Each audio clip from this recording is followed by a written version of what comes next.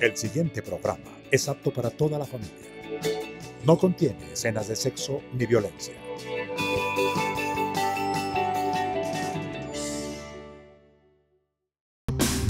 Sindicalismo, arte, cultura, actualidad, tecnología, pedagogía, educación. Las expresiones de vida con que se construye Colombia tienen un punto semanal de encuentro. Muy buenos días, bienvenidos a Encuentro, un programa de la Federación Colombiana de los Trabajadores de la Educación. Hoy es 12 de julio y a continuación, como ya es tradicional, les vamos a presentar las noticias más importantes que en el escenario educativo, político y sindical se han desarrollado en el transcurso de la semana. Aquí les presentamos un avance. Hablamos con el profesor Juan Carlos Amado sobre primera infancia y ciudadanía, su artículo en la revista Educación y Cultura. Y el Ministerio de Educación inscribió a Colombia en pruebas sobre educación financiera y perdió aunque sabía que no sabía. Mi nombre es Omaira Morales y aquí inicia Encuentro. Encuentro. Y fuerte polémica se ha levantado en el territorio colombiano luego de conocer los resultados de la prueba PISA sobre educación financiera. Como lo dijo la ministra, nos presentamos a una prueba que sabíamos que íbamos a perder. ¿Para qué nos presentamos? Es la pregunta que le hacemos a la ministra. Lo cierto es que esta es una prueba más internacional, estandarizada, descontextualizada, que por supuesto pone en evidencia dificultades de nuestros estudiantes que no saben qué hacer frente a este tema porque obviamente no se han formado ni capacitado en el mismo. Para el viceministro, las pruebas PISA de educación financiera sirven para ver cómo los niños toman decisiones en torno al ahorro y la administración del dinero. Cuando uno habla de educación financiera económica es porque es muy importante que el ser humano tenga una clara cultura de lo que es el ahorro y de lo que es el buen manejo de la economía. Entonces, en ese sentido es importante porque un niño, digamos que nazca con esa cultura, que se haga hombre con esa cultura, seguramente va a tener un mejor manejo de las finanzas y eso en últimas va a beneficiar al hogar. Para el Centro de Estudios e Investigaciones Docentes de FECODE, para que los niños colombianos sepan de cheques, intereses y tarjetas de crédito, se necesitaría que 9 millones de colombianos que hoy ganan menos del mínimo, 10 millones que ganan 30 o 40 mil pesos más del mínimo y 1.300.000 que ganan este salario incrementaran notablemente sus ingresos y que los bancos socializaran sus ganancias.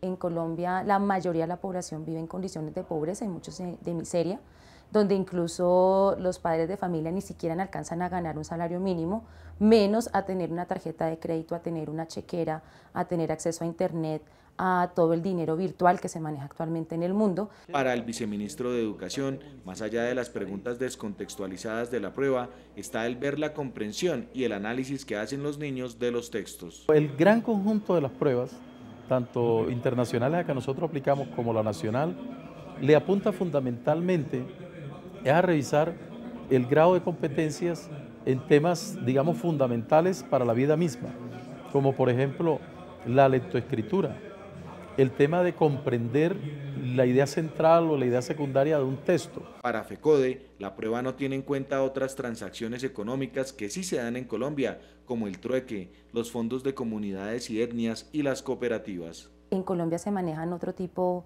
de economías solidarias, otro tipo de subsistencias diarias que no es interés de la OCDE. O sea, la OCDE sabe que no le interesa conocer los contextos y las realidades en que viven los pueblos, sino realmente implementar un sistema único. Eso sería como el primer aspecto. Y el segundo, obviamente, pues uno tiene que mirar para que la gente en Colombia pueda acceder pues, a un sistema económico igual al que podrían tener los países o las ciudades que ocuparon los primeros puestos. Tendría que hacerse un cambio estructural en Colombia. El viceministro afirma que hay transformaciones como la atención a la primera infancia y el proyecto Todos Aprender y que se fortalecerá la formación financiera. Aplicamos a esa prueba para saber dónde estaban nuestros estudiantes, tener una línea de base e implementar programas formativos en esa materia para el bienestar del ser humano. Es preocupante que el Estado esté diciendo que la solución al problema es crear, por ejemplo, cátedras de finanzas para que los jóvenes tengan el conocimiento de estos términos, cuando uno sabe que la educación debe ser totalmente contextualizada, que la realidad colombiana debe fijarse es precisamente en cómo los diferentes contextos que tiene el país, los diferentes tipos de economías que se viven, la subsistencia diaria, pues debe permitir el análisis para que los estudiantes mejoren y no solamente preocuparse de cómo hacer que ellos adquieran estos términos. Educar para el crecimiento social o para el déficit financiero, esa es la disyuntiva.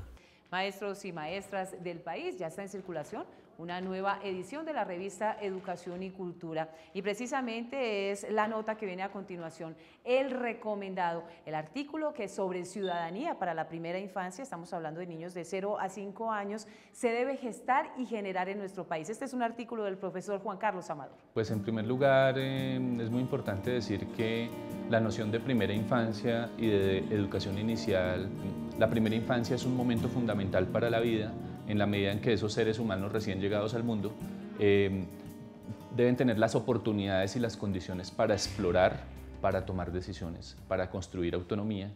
Y creo yo que ese es un asunto que, aunque todos estemos de acuerdo en eso, pues finalmente en las prácticas no ocurre. Lo que hemos podido corroborar en algunos estudios es que, si bien es cierto, todos estamos de acuerdo con la idea de un sujeto de derechos, un titular de derechos, el principio de prevalencia, de todos modos las prácticas siguen viendo a estos niños y niñas como sujetos carentes. De acuerdo con este investigador y profesor universitario, hoy la economía asegura que invertir en los niños entre 0 y 5 años sin mezquindad equivale a garantizar mejores sociedades, y la neurociencia demostró que la actividad cerebral de menores es tan alta que se debe aprovechar al máximo. La pedagogía es entonces la que debe decir qué potenciar y cómo hacerlo. La pedagogía tiene que pensar cómo generar unas prácticas pedagógicas no para preparar a los niños hacia la escolarización, como suele pensarse el preescolar históricamente, sino cómo pensar una práctica pedagógica que potencialice unos sujetos más reflexivos, unos sujetos que vivan en la convivencia, que tomen decisiones, y para eso creo que pues hay que pensar seriamente la noción de ciudadanía y de práctica ciudadana. Aunque se han dado avances en diversas ciudades de Colombia y el Ministerio de Educación ha elaborado lineamientos para la atención a la primera infancia, existen puntos centrales que merecen toda la atención. Formación de agentes educativos, maestros y maestras. Hay que empezar a trabajar mucho en temas relacionados con infraestructuras, ambientes que favorezcan lo que se está hablando hoy con primera infancia de educación inicial, y se tiene que hacer un trabajo, digamos, de mucha sensibilización hacia el tema de familia, entre otras cosas porque uno de los focos que también restringe las posibilidades de la formación, la autonomía, la praxis ciudadana y estas cosas que hablamos, está en la propia familia. ¿Por qué? Porque ahí se reproducen formas de dominación patriarcales, adultocéntricas. Urge entonces continuar la construcción interdisciplinaria del concepto de primera infancia y formación, determinar partidas presupuestales generosas y crear mundos para que los niños entren en ellos y en medio de lo lúdico les den sus propias interpretaciones y transformaciones. El sindicalismo colombiano conquistó la licencia de maternidad, beneficiando a todas las familias. Además, conquistaron más derechos laborales, como los 15 días de vacaciones al año, y siempre han velado por garantizar un trabajo digno. Por eso, también conquistaron la prima navideña. Los colombianos tenemos una deuda con el movimiento sindical, que ha sido víctima de la intolerancia y la violencia. Es momento de reconocer su verdadero valor y dejar en claro que sus conquistas no justifican ningún tipo de violencia en su contra. Porque un trabajo decente construye un mejor país. Apoyamos la vinculación a los sindicatos. Gobierno de Colombia, Ministerio del Trabajo. El trabajo como debe ser. El profesor Luis Eduardo Varela, primer vicepresidente de la Federación Colombiana de los Trabajadores de la Educación, le habla al Magisterio colombiano.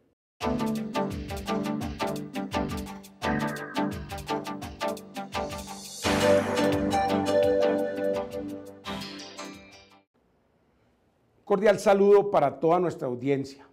El Comité Ejecutivo de FECODE ha solicitado recientemente una audiencia con el presidente Juan Manuel Santos Calderón, recientemente reelegido. Para nadie es un secreto cómo muy buena parte del magisterio colombiano apoyó la propuesta de paz y solución negociada al conflicto liderada por el presidente Santos como uno de sus ejes programáticos. Pues lógicamente FECODE abordará ese tema, porque no solo será la solución negociada al conflicto, sino también lo que tiene que ver con el futuro de la política educativa. Termina esta semana y nos damos cuenta cómo nuestros estudiantes siguen teniendo falencias, fruto de una política históricamente mal implementada para el derecho a la educación de calidad en nuestro país. Es allí donde abordaremos esos temas para buscar soluciones en donde se privilegie lo público y, lógicamente, esa mercantilización y privatización de la educación desaparezca para bien de los niños y niñas y, lógicamente, para la calidad de vida de los docentes de nuestro país. En segundo lugar, queremos hacer referencia al no pago de la mesada adicional a los docentes pensionados en el mes de junio de 2014. Sabemos de las inconsistencias que se presentan frecuentemente en la administración de nuestros recursos por parte de la entidad fiduprevisora. Es así como, fruto de la presión de FECODE, se ha venido resolviendo este tema en la semana que termina y esperamos que en esta semana que se inicia pueda culminarse favorablemente para bien de los docentes afectados. En tercer lugar, queremos invitar a los docentes que tienen hijos beneficiarios entre los 19 y los 25 años de edad que se encuentran estudiando, que son cerca de 29,000 en todo el país, que no tienen los soportes ante las IPS, para que adelanten este trámite y sus hijos no sean afectados en la prestación de los servicios médico-asistenciales. Con el inicio de clases, las cámaras de encuentro se movieron para visitar una institución educativa y preguntarle a los maestros y a los estudiantes sobre diferentes temas, la evaluación, los retos, los desafíos que se presentan en esta etapa estudiantil y, por supuesto, las fortalezas y debilidades con los que asumen este nuevo periodo académico. El regreso a clases significa retomar proyectos y llevarlos hacia los resultados esperados. En la institución educativa Almirante Padilla hay uno transversal basado en la observación de animales para emitir conclusiones biológicas, matemáticas, históricas y comportamentales, pero ello no hubiese sido posible si no se hubiera abandonado el decreto 230 que pasaba a todo el mundo para darle paso al 1290, que permite a cada institución estructurar su propio proceso evaluativo y de promoción. Lo que nosotros hemos observado, y personalmente yo, es que la exigencia que se le hace a los estudiantes hace que ellos también den lo que pueden dar. El segundo semestre empezó con incapacidades de profesores que al rector le ha tocado sortear con una intensa gestión. Para que nos envíen el reemplazo, siempre el procedimiento es largo, pero yo tampoco puedo dejar a los estudiantes sin clase. Entonces, ¿qué nos autorizan a nosotros?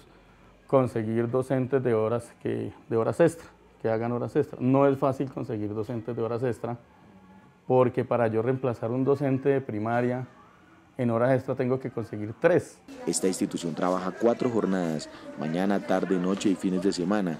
Atiende a adultos y los gradúa como bachilleres, pero el sueño es subir otro escalón. En estas jornadas de adultos, muchos de ellos su idea, su intención es solo bachillerato y ya me quedo ahí. Si la institución les pudiera ofrecer desde grado 9, desde ciclo 4, y para las jornadas diurnas también, para poderle ofrecer una educación técnica, sería fabuloso. Nuevas construcciones son otro globo mental que ayudaría a extender coberturas e involucrar a los más pequeños. Tenemos la iniciativa de implementar, por ejemplo, la primera infancia, pero no tenemos en dónde. Así arranca el segundo semestre de 2014, con pilas recargadas, problemas para afrontar e imágenes de futuro por las cuales trabajar. Si a usted le apasionan los videojuegos, si es amante de este tema, pues tiene una cita obligada aquí en la capital de la República, en Artecámara, en la Cámara de Comercio de Bogotá, un espacio concebido específicamente para divulgar y visibilizar el arduo trabajo y comprometido de jóvenes creativos que han decidido apostarle a este escenario de emprendimiento que no solamente es reconocido en el país, sino a nivel internacional, con galardones importantísimos. Primera exposición de videojuegos colombianos.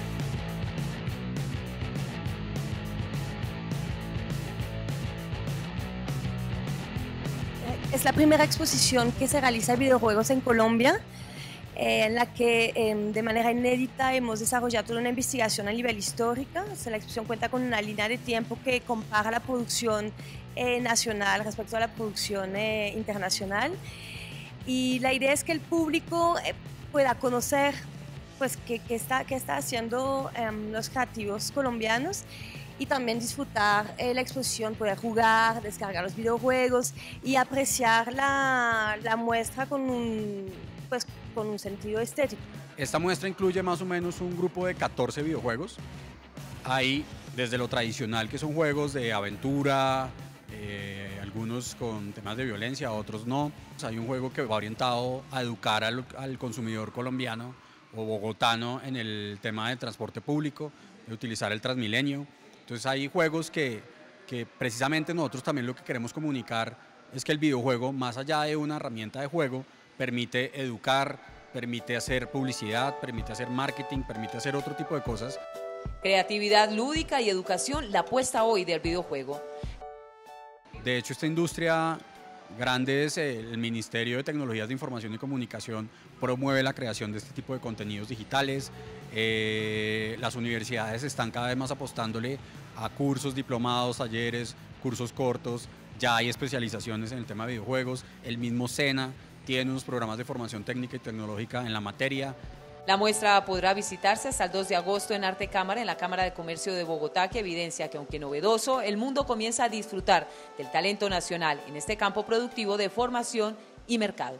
El profesor Luis Alberto Mendoza, secretario de Género, Inclusión e Igualdad de la Federación Colombiana de los Trabajadores de la Educación, le habla a los maestros y a las maestras a nivel nacional.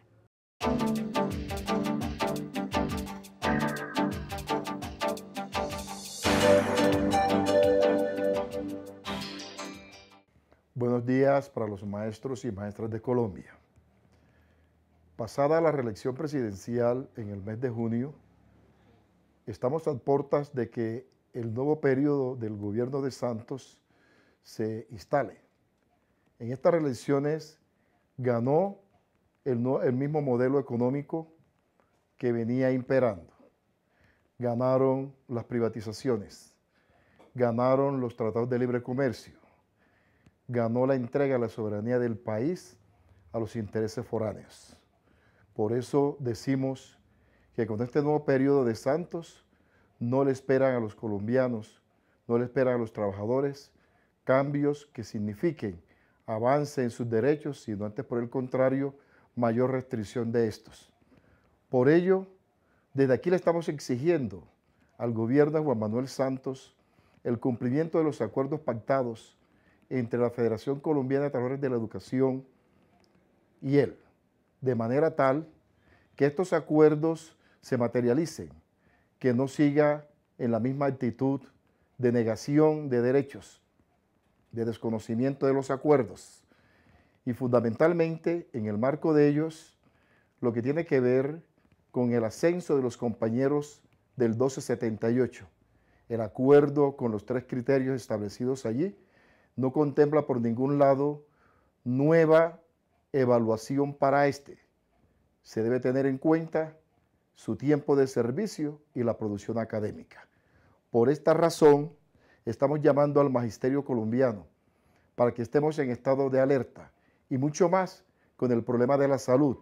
Tiene un compromiso el gobierno de sacar el modelo especial del magisterio de la ley estatutaria. Por ello, llamamos al magisterio y a nuestro comité ejecutivo para que estemos pendientes, alerta a esto, porque está en grave peligro la salud del magisterio, que cada día es negada por los prestadores del servicio y el gobierno nacional. Feliz fin de semana. Y el tema de los falsos positivos en nuestro país pareciera un tema de nunca acabar, con muchísimas aristas. Así se evidencia en el más reciente informe del movimiento Colombia, Estados Unidos y Europa, donde se evidencia que durante el periodo 2000 al 2010 hubo un incremento del 101% en ejecuciones extrajudiciales. Recordemos que en ese periodo se encontraba el expresidente Álvaro Uribe Vélez.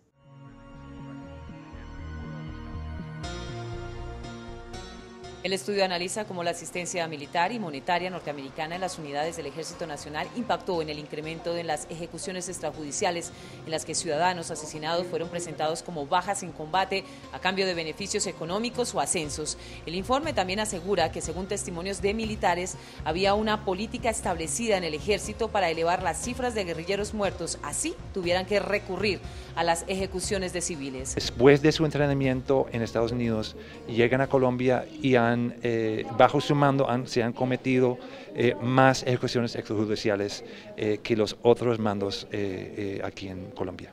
Los datos publicados en el estudio establecen que entre el 2000 y el 2010 se registraron 5.763 ejecuciones extrajudiciales en Colombia, de las cuales 1.821 fueron atribuidas a una unidad concreta en el ejército por parte de los testigos, lo que significa que durante los dos periodos del expresidente Álvaro Uribe Vélez los casos aumentaron en un 101%.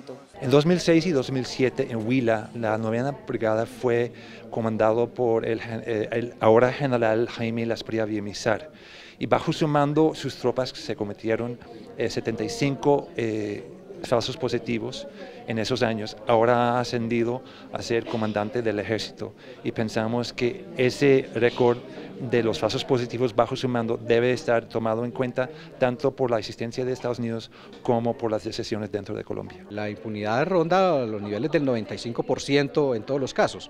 O sea, a pesar de que hay cerca de un 5% de casos en los que hay sentencias, los sentenciados en su mayor parte no han sido los más altos responsables, sino que las sentencias se han concentrado en personal de baja y media graduación. Algunas asociaciones de retirados, especialmente ACORE, en el que quienes ejercen la dirección son personas que, mientras estuvieron al frente de unidades militares, mostraron récords irregulares en materia de ejecuciones extrajudiciales y otras violaciones de derechos humanos, y que hoy ejercen una presión muy fuerte para que la fuerza pública se ponga en contra del proceso de paz. La inversión de los Estados Unidos en el país disminuyó al comprobarse el mal uso de las ayudas y el correspondiente deterioro de los derechos humanos frente al tema de las ejecuciones extrajudiciales, o más conocidas como falsos positivos. Y a partir de ahora, el Gobierno Nacional certificará a los municipios para recibir los recursos de agua potable. Si no se alcanza esta certificación, pues los municipios no tendrán la posibilidad de administrar estos dineros. Los recortes a las transferencias de la nación a los municipios no solo afectaron los derechos a educación y salud, sino al agua potable y al saneamiento básico. Por eso hay poblaciones sin alcantarillado, sin agua de óptima calidad o sin tratamientos eficientes a las basuras. En Guayabal de Siquima, por ejemplo, hace falta purificar el líquido de la vida. La meta prioritaria ahorita es el tema de calidad de agua, para mejorar el tratamiento como tal, porque se han hecho varios esfuerzos para mejorar el tema de dosificación y todo de químicos, pero pues siempre los climas son muy variados y a veces se generan muchas contingencias que no permiten una calidad óptima todo el tiempo. La cuestión es que para acceder a los recursos de una planta purificadora, este y los 1049 municipios restantes deben cumplir con un proceso de certificación que implica entregar información al Ministerio de Vivienda, la Contaduría General y la Superintendencia de Servicios Públicos sobre cobertura, facturación, estratificación y calidad, entre otros aspectos, y la fecha límite es el próximo 31 de julio. El temor a veces en cuanto al tema de la certificación como tal es no alcanzar con el cumplimiento básico de reportes, porque hay una cantidad grande de reportes que se deben certificar y de pronto que falle la plataforma o que no se tenga la información correspondiente puede generar que no se dé la desertificación del municipio. Eso le genera al municipio que pierda la asignación de recursos de SGP Agua Potable y Saneamiento Básico de manera directa. Los recursos no son muchos, pero el esfuerzo para acceder a ellos sí, porque aún hay atrasos administrativos que pueden hacer que varios municipios no alcancen a tener o a reportar toda la información, lo cual implicaría trabajar con la gobernación respectiva, y ello no siempre es coherente con las necesidades municipales. La educación de niños y niñas como sujetos de derechos es el tema central de la edición 104 de la revista Educación y Cultura. Editor invitado, Alexander Ruiz Silva. Los niños, las principales víctimas de la violencia estructural, pobreza, exclusión y maltrato. Los invitamos a leer a nuestros articulistas. Pase la voz, Educación y Cultura cambió.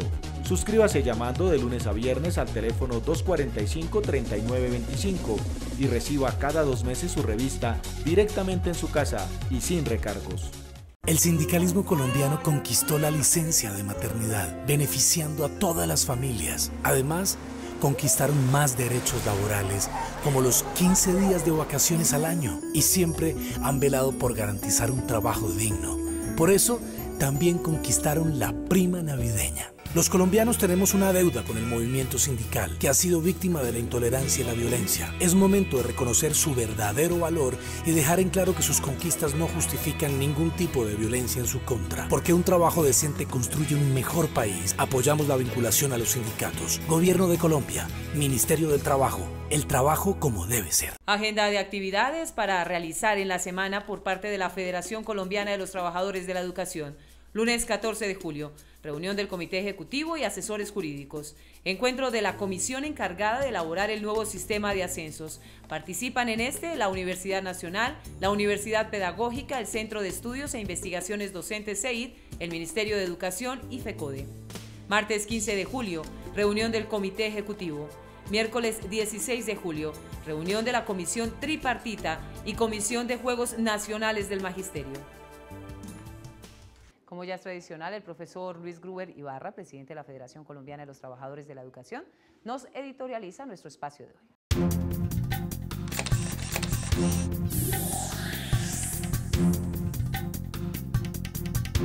Un saludo a todos los trabajadores de la educación y en particular al magisterio colombiano. Esta semana que concluye la IAL, la Internacional de la Educación para América Latina, realizó un evento en San José de Costa Rica donde se hace la explicación de la importancia de la campaña Unámonos por la Educación. Campaña que tiene el carácter mundial, donde 30 millones de maestros tenemos el compromiso de promoverla en un entendido, que la educación es un derecho y que los gobiernos son responsables de garantizar este derecho.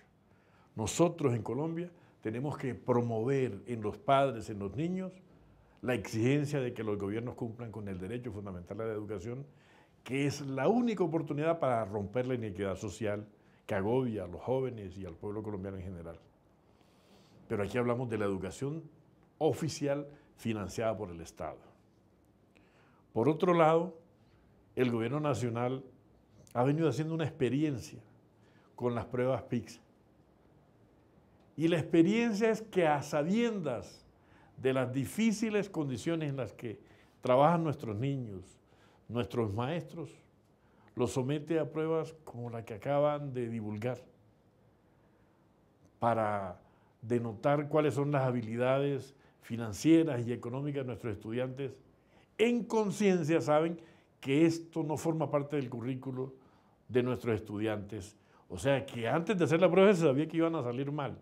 Pero la prueba sirve como escenario para mostrar que salieron mal, para montar un negocio de capacitación, de textos. Aquí vemos que hay una campaña, diríamos nosotros, malintencionada, con la imagen de la educación, con la imagen de los niños, con la imagen de los maestros y maestras de Colombia. Nosotros creemos que ese interés desmedido por entrar a OCDE está poniendo en tela de juicio la imagen de la educación y los educadores, y creemos que la ministra debe asumir una mayor responsabilidad social con la cartera que ella dirige, porque no estamos contentos con la mala imagen que se crea contra la educación y los educadores de Colombia, y mucho menos contra la imagen de nuestros niños, que son las víctimas de unas experiencias laboratorio que están generando una baja en la estima de nuestros estudiantes. Por otro lado, el Fondo Nacional de Prestaciones. Acabamos de tener un informe donde 100.000 millones de pesos entran en reprogramación de los pagos que la previsora no le informa a los maestros no pueden cobrar porque no los avisan, y son 100.000 millones que han estado yendo y viniendo y los maestros no pueden cobrar porque no les informan. Creemos que está bueno ya de las fallas administrativas de la previsora, pero también llamamos al ministerio a que asuma con responsabilidad lo que corresponde a pruebas para nuestros estudiantes en el derecho a la educación, pero también que asuma con responsabilidad las acciones administrativas contra el Fondo Nacional de Prestaciones que afecten el patrimonio de los maestros y nuestros intereses. Feliz fin de semana para todas y todos. Le recomendamos mañana contrastes porque la realidad tiene diferentes miradas. Le daremos la posibilidad a la comunidad, a las víctimas, de explicar qué es lo que realmente está sucediendo, cuál es la crisis humanitaria en esta región del país. Recuerden, mañana contrastes. Siempre hay alguien que piensa diferente. Contrastes. porque la realidad tiene diferentes miradas. Contraste. Ustedes y nosotros tenemos una cita habitual todos los sábados de 7 a 7:30 de la mañana por el Canal 1 en Encuentro, un programa de la Federación Colombiana de los Trabajadores de la Educación. Mil gracias por su compañía. Nos vemos en 8 días. Adiós. Sindicalismo. Arte. Cultura.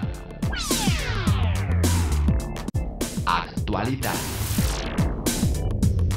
Tecnología. Pedagogía. Educación. Las expresiones de vida con que se construye Colombia tienen un punto